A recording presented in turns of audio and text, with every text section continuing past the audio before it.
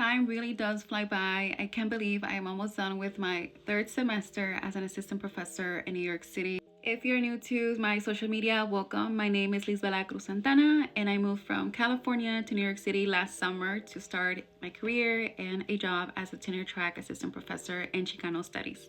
And since I arrived here, I've been able to teach classes on migrant children's literature, the US-Mexico border, Latinas in the US, and a course on Latino communities in the US.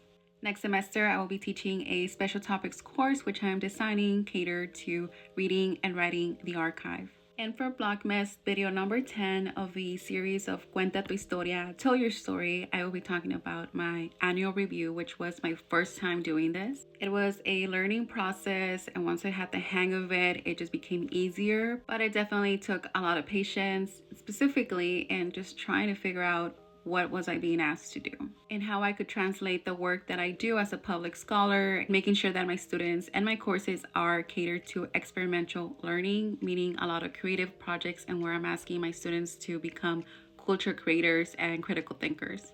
I managed to get the hang of this process, and I'll be ready for next year's annual evaluation.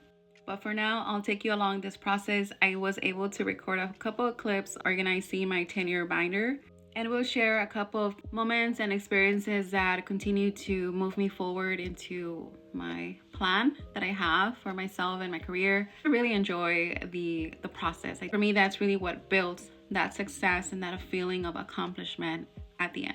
So let's go back to October. This is when I really dedicated my time to gathering all of my materials to create this binder. For this process, I basically had to document my entire first year. In our binders, we include publications, activities that we've engaged in. For example, public speaking engagements such as academic talks and any community engagement. In my case, I documented a couple of the interviews that I've had last year and recognitions by community. We also include our syllabus, any creative projects or assignments that we include in our classes, our student evaluations, any awards we received that year like fellowships, grants, a candidate statement, and a statement by our chair. I specifically highlighted two projects that I did my first year. One was the El Paso del Norte mural project, which I painted with my students and over 150 volunteers in New York City and in El Paso, Texas, and Ciudad Juarez. The mural documents contemporary stories of migration, specifically deportation. The next project was children's books on migration authored by my students. I really enjoyed this project, and you can actually check it out online by visiting the link in my bio.